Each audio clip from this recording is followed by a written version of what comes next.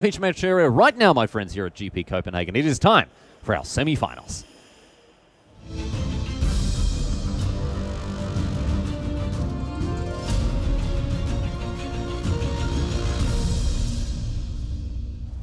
What's up, nerds? Welcome along to the semi-finals here at GP Copenhagen. You're in the booth with me, it's Riley Knight, and joining me, my good friend and colleague, Simon Goertzen, the Pro Tour champion. We have Tobias Marva and Javier Dominguez.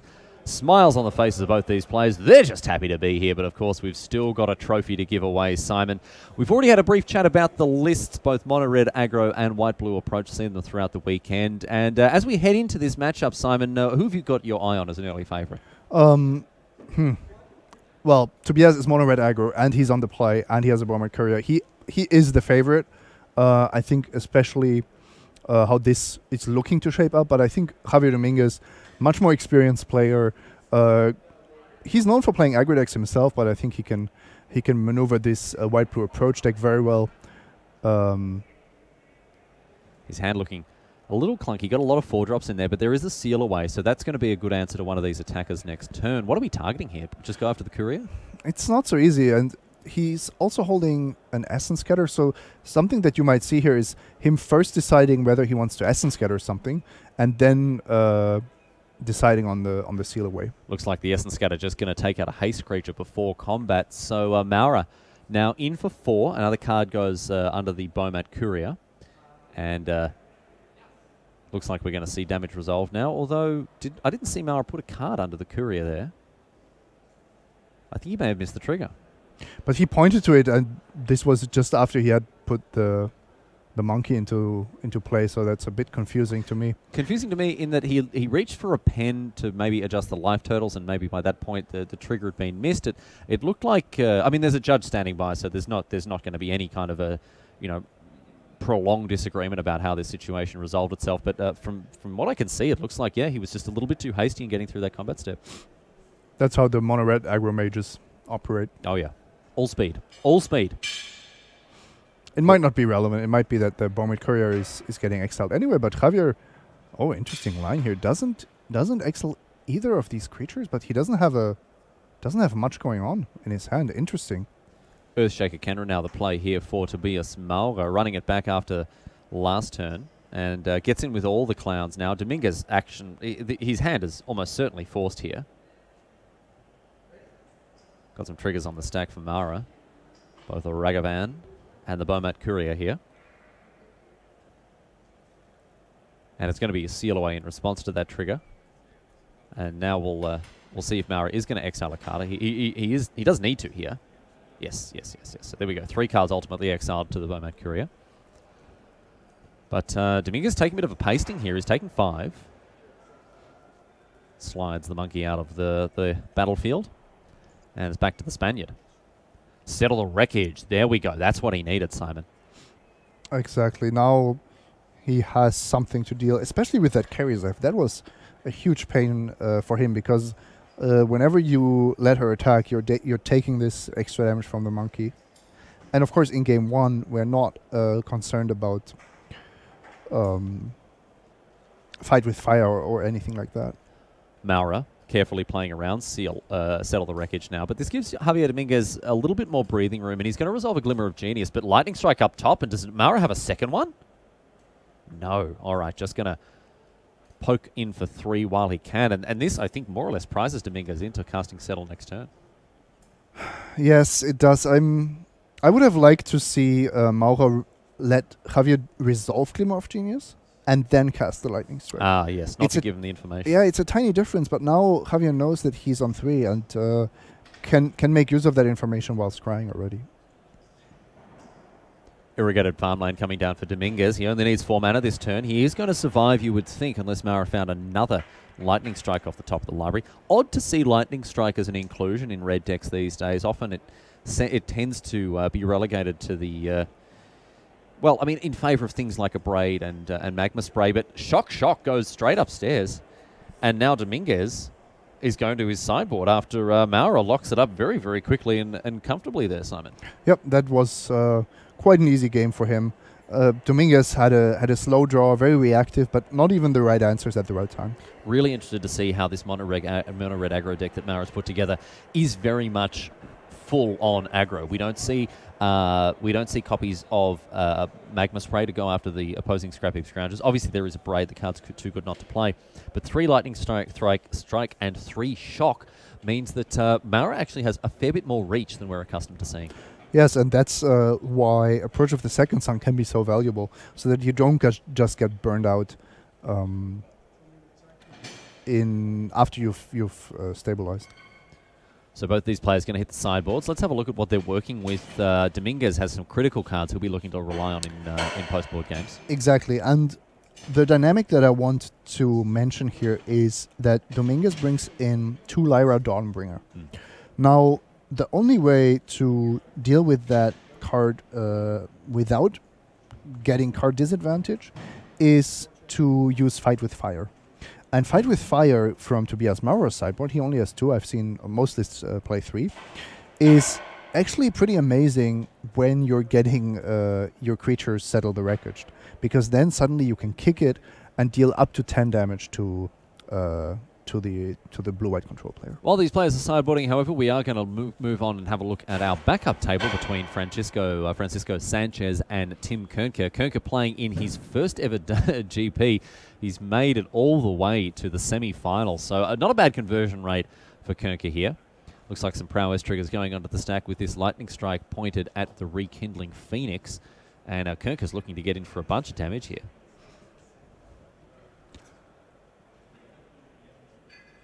Sanchez under the gun. If Kirk has another, something like a shock, he might be able to win the game on the spot here.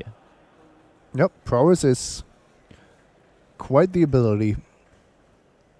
So in comes the 0/1 elemental token, and Kirk attacking with a trio of 2/3s. And Kanka, of course, has to be aggressive here. You don't want to play a long game against the Rekindling Phoenix, and he's also leveraging his life total advantage. Sanchez on 8, facing down 6 damage. Going to have to chuck this Bomat Courier under the bus. It'd be unfortunate to have to throw the Elemental under that very same bus, or not really, a different bus on the same route, I guess. And now 4 damage comes across. Sanchez going to get back his Phoenix, but is it going to be enough here, Simon? If Sanchez really goes to 4 here, I don't think he can win. I think he needs to spend a removal spell on one of these mages.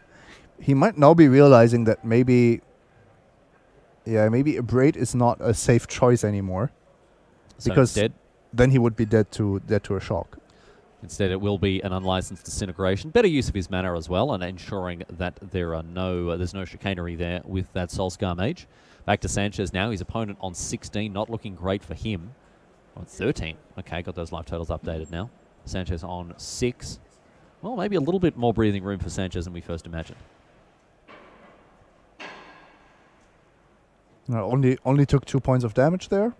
And suddenly, this race is looking pretty nice for Sanchez. Sanchez can actually decide here to hold back the Phoenix and just ask Kanka what his plan is against the recurring threat. Or go into a race. Attack for 6 here does look quite promising as well. Concur with the advantage when it comes to life total, but Sanchez comes with the advantage when it comes to the board. He's ahead with both creatures, mana. I think same number of cards in hand, but these 1/2s looking embarrassing in the face of the Rekindling Phoenix. Maybe Concur can stitch together some more non-creature spells, trigger prowess, get some more damage in, but some more burn spells. But we know he doesn't have shock. I think shock would have been cast already. Oh yeah, he would have taken that Phoenix out once and for all by removing the egg there. Maybe Kanka actually had to play it a bit more conservative. Just sit on the Lightning Strike and wait for a better moment. Because it looks like now his offense is just fizzling out. Sanchez paying respect to the threat of the 1/2 getting in there with a cut to ribbons. And that's bad news for Concur as well, because that ribbons at the moment represents 3 damage out of the bin. Yeah, which makes Rekindling Phoenix lethal. So Concur needs something here. What's in his hand? I can see a Bomat Courier. There is a Rekindling Phoenix in his hand. If he plays that, he has a blocker for the opposing Phoenix, and we might enter a weird kind of standoff. Dueling Phoenices. Let's see how he wants to play it here. Solskjaer Mage in for 1. And now here is the Phoenix.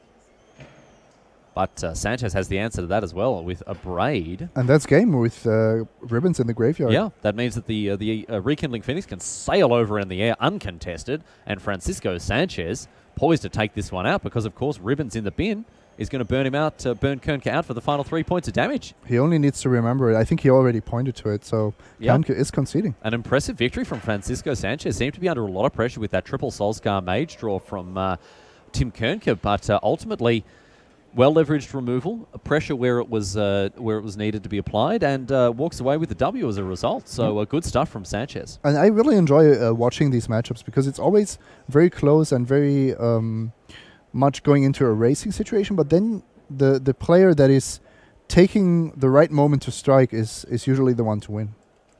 We'll move back to table number 1 now. As you can see, these guys all already well and truly underway. Dominguez snapping off a Hazard the Fervent. Essenscatter there to keep the board as clear as possible. Just a lone Solskjaer Mage. And Dominguez on turn 5 with 17 life, facing Glorybringer. Well, he's in a good spot. What did Tobias do turns 2 and 3? Did he just not cast anything? Because I don't see anything in his graveyard. I don't see an exile zone of any kind. And this is just fantastic for Dominguez. Marva plays the Glorybringer, doesn't attack with it because he's afraid of Settle the Wreckage, and then Javier Dominguez just blinks it, draws a card.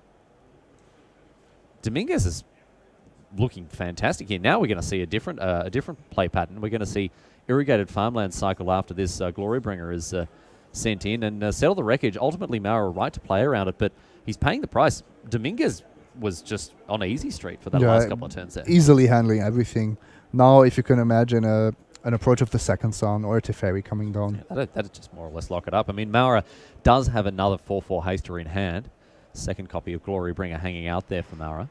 And Glorybringer is one of the weaker threats in this particular matchup because there are so many answers. It's just like a bad Stormbreath Dragon, right? Yeah, but more importantly, it's worse than Hazard, worse than Chandra. Mm-hmm. So another Glorybringer now for Marva. Looks like this one's going to resolve and get ready to rumble. Look, Dominguez with the answer as well. He had a copy of Disallow, but he's happy enough to let the dragon get busy. Negate off the top for Dominguez. He has 5 mana, and it's going to be Teferi. So untapping 2 lands, going to take Dominguez back up to 5 mana. That means he's got 2 counter spells available. But Simon, what's his plan against the Glorybringer here? I can't see his hand right now, but I think he really wants that Disallow for any kind of Chandra shenanigans or similar cards like that. And he knows that his deck has many, many ways to deal with the Glorybringer. So Marva. Even a Seal Away would do the job. Marva with what looks like, well, Casino Earthshaker Kenra in there. Might have a Solskjaer Mage or 2 tucked away in the hand as well. We'll get a better look at this. I think Javier is actually holding another Settle the Wreckage, so by not casting it last turn, he might be baiting Tobias into a more aggressive attack this turn. Teferi, of course, untapping those 2 lands to make sure Dominguez has access to at least 4 mana. Oh, look at this. All in. All in. Shoves the chips into the middle of the table now, and Dominguez has the answer. Settle that wreckage, he says. Marva goes and gets 3 lands, but that is poor compensation for the losses he's just sustained, Simon. Yep. Javier playing that really neatly, using the right tools for the right job, settle the wreckage for all these creatures. Now he still has a permission for a potential kicked fight with fire. He's on 12, used his life tool as a resource there a little bit. And honestly, these Solskjaer Mages are not looking particularly strong. Not looking too good here for Marva. He needs something special off the top. I mean, if he had something like a fight with fire... That would be a good start. Yeah. It wouldn't resolve, but it would be... but it'd be fun to kick and put on the stack. It'd at least pump up those Solskjaer Mages. But Marva does have to draw pretty well from here on out. 6 mana now for Dominguez. 8 mana even. Is this going to be a massive walking ballista? Yep. Going to mow down those creatures, I would say. No? Okay. Well, that's interesting here. Dominguez with the option to just clear the board. Opts not to take that, however. Would you take an 8 mana Wrath of God just now? I think there was a reasonable line to take. Maybe Javier expected an instant in response anyway. So he would rather just threaten the block here and force Tobias to make the first move. I think did Marva even have a hard card in hand? Oh, I thought he was holding some cards. Okay. Well, in that case, then that makes sense. But I think he's just on one card, so no. Okay. Anyway, Teferi up to 7 loyalty, draws another card. It's cast out. So joining a second Teferi in hand, in addition to a disallow. So a bit of counter magic going on in Dominguez's hand. Putting a counter on the Walking Ballista. And in response, we'll see an Abrade. Which So puts 2 prowess triggers on the stack. So in response now, both of those Soulscar Mages are going to go down to the Ballista.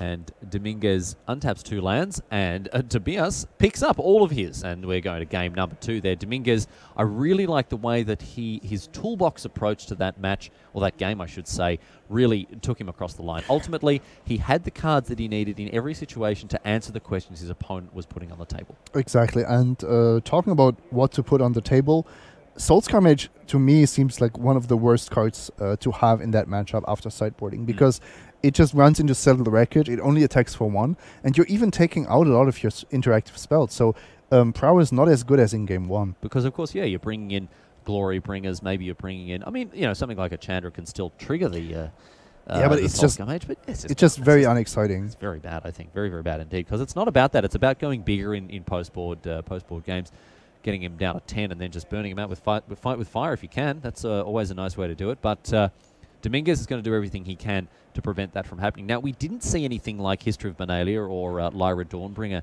in that matchup, although Dominguez did draw a Negate, which I imagine we're bringing in extra copies of Negate here for sure.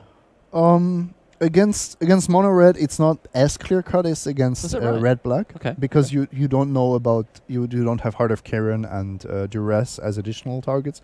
If you know about this particular sideboard with the 3 Chandras and the Fight with Fire plan, probably yes. I don't know if you want all 3 though. Okay. It is something that can be stuck in your hand.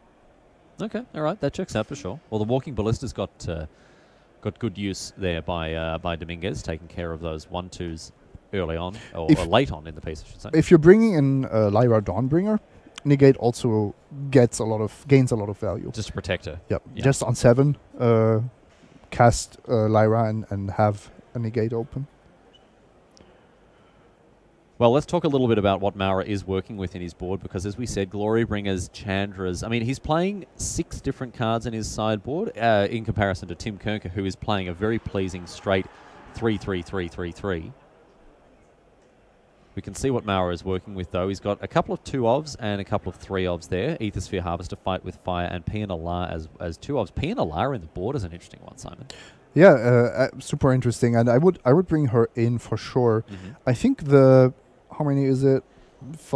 10 cards on the right of Tobias Mauer's sideboard, he should all bring in. So everything from Chandra, Fight with Fire, Glory Bringer, and Pianalar, because there are plenty of cards to take out. We'll get those Soulscar Mages out of here. I would just throw all of the Soulscar Mages out, and then with your removal spells, you kind of have to decide which ones you still want to keep. Probably Lightning Strike is the best of the bunch, because it deals 3 to the face, but can also kill your own Rekindling Phoenix. White-blue decks tend not to play too many copies of Torrential Gearhulk in comparison to something like white-black. And when you're playing with known information, these players do have access to opposing deck lists, then it's very clear Abrade probably coming out, hitting the bench. But right now we're heading to the final game between these two players here. Seal Away taking care of a second copy of Kari Zev here, Simon. The Legend Rule not a problem, and that's a better cards than in game 2. Ragavan the Monkey has made a departure now after Chandra of Torture Defiance comes down. And Dominguez, has he missed a land drop here? He missed his 4th land drop. Geez, so his percentage points are just spiraling out of control now in the downwards direction. I think it's fair to say. And Lyra Dawnbringer in hand, adding insult to injury, not able to cast the 5-drop that might lock up the game, and now a Syncopate. Oh dear, looks like he has to... No, 7 cards in hand. All right.